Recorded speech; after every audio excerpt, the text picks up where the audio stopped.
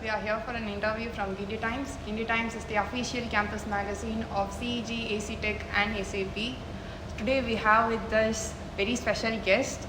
We have a lyricist, songwriter, a screenwriter and an entrepreneur and our very own college alumni, Madhan Karky sir, and Nandhini ma'am, a podcaster and a linguist. So ma'am and sir, we have heard about your campus days on college. So tell us, how was your final year project with Geeta ma'am? You have come up with Tamil Voice Project. Yeah, so Tamil Voice Engine is what we call that actually. Me, my friend Mr. Sudarshan and another friend Tyagarajan, we all three wanted to do it together. So we wanted to create a simple text-to-speech engine. So that was our idea.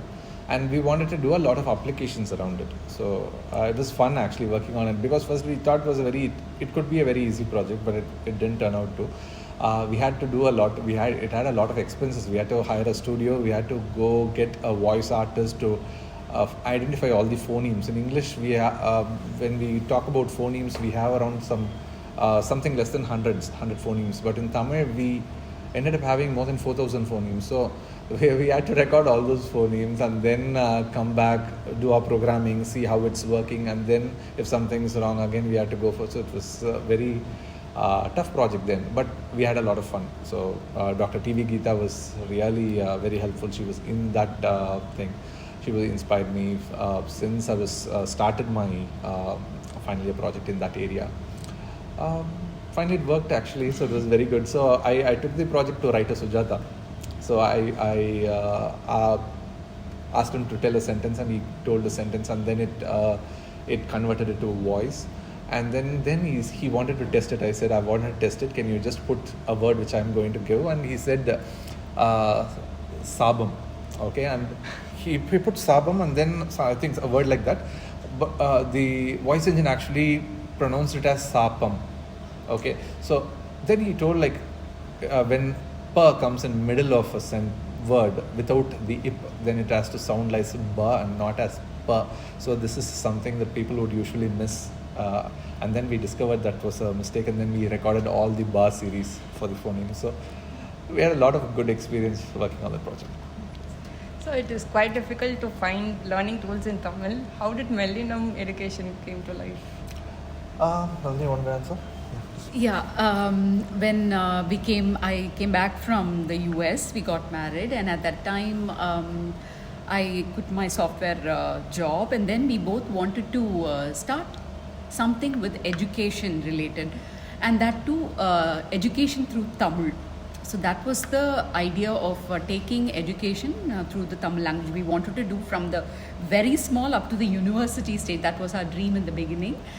So then we thought, for a big any milestone, you need to keep the first step, and that was creating a book in new age songs in Tamil for that, and that's how we started Millennium and brought out iParty, and it's going strong with many children around the world learning Tamil through that, and yeah.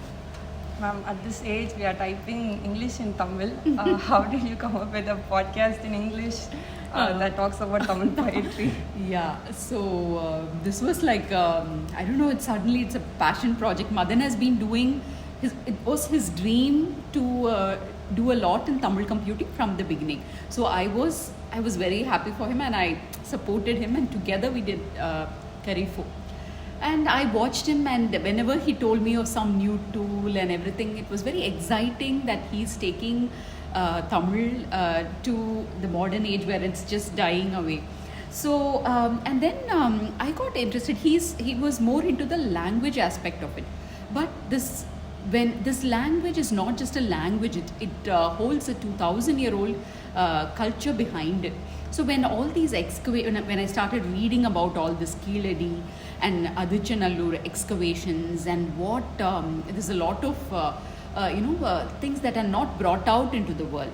So then I got the idea that there was something like a literary record of this civilization. So Sangam literature is the literary evidence for a thriving civilization, Tamil civilization 2000 years ago, and I wanted to learn it for myself. So the best way you learn something is when you tell someone about it. So I started reading it, and then when telling those words. Initially, I'll tell you all my love is miserable. So, and with practice, with this very old literature, so you keep learning that, and you can't help getting absorbed into it.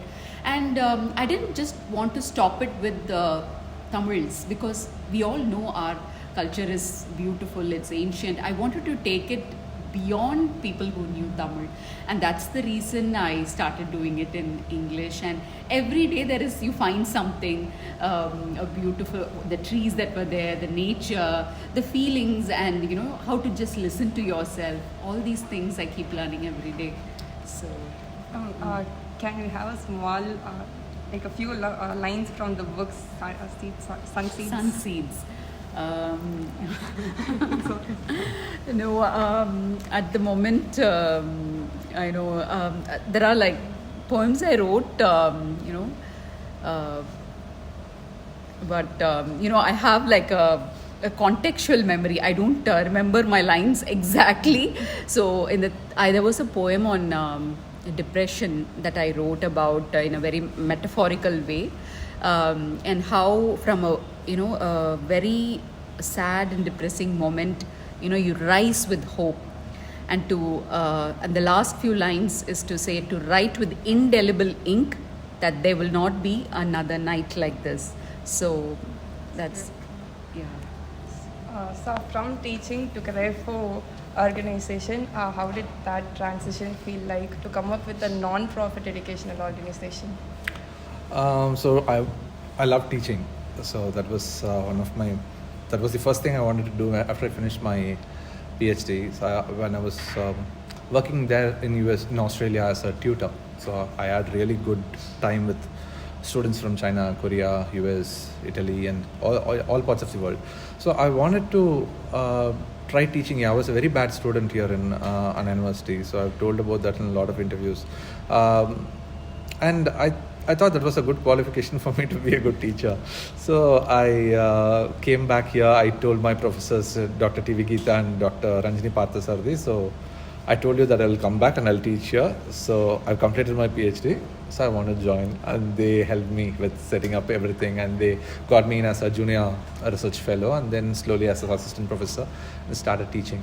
And I love that those 5 years, like unforgettable memories I have with my students across different batches, many different classes.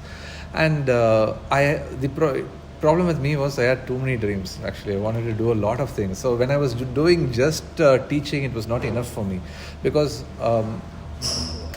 2 days in a week is what my timetable is. Like the rest 3 days were free. I was doing some research, but I wanted to do more. I started writing lyrics and dialogues. I was approaching film industry, and I was trying to write some songs.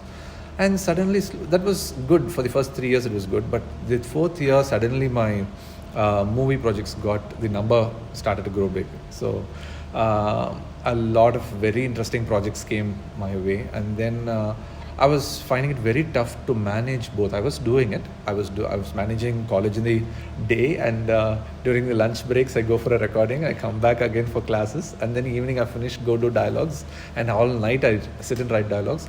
What I found was I didn't have time for my family. So totally I missed my family. We had a lot of problems as usual. So with respect to time, not able to spend time with my son. So it was a very tough decision for me to give up one of the things which I like. So it was very bitter hard. I had to give up teaching, but I didn't want to give up research. So I took my research along with me. So when I went there, I told all my students, my teachers, that I'm going to miss this thing a lot, but I had to take the decision. So it actually happened when Bahubali started, because for Bahubali I was not able to work in Chennai. I had to go to Hyderabad, and a lot of travels. I had to miss college a lot of time. So I thought it's not doing justice to both my creative thing and the teaching. So I had to take that decision. And so I took my research along with me and founded Karky Research Foundation along with Nandhini. Thank you, sir. Thank you for your time. Thanks. One more question about that. Okay. I haven't seen a teenager who hasn't tried speaking that Kiliki language. Can you tell us teach us some words and their meaning? Okay, so Kiliki language is one of the easiest language in the world. Why? Because I had to write dialogues in that one. So it had to be very simple for me to write dialogues in a language and for me to teach it to someone else. So I wanted to keep the words very simple, easy for me to remember. So I'll give a simple example. Kiliki language, everything is a lot of antonyms or contrasting words are phonetic reversals of the same. So it's very easy to remember. So min is me, nim is you. If I say muwa is love, wamu is hate. So if almost all the words, so if you remember one word, you can easily remember the other word. So this is one way of making it very simple. And the sound actually means a plural. So if I say min is me, min is we.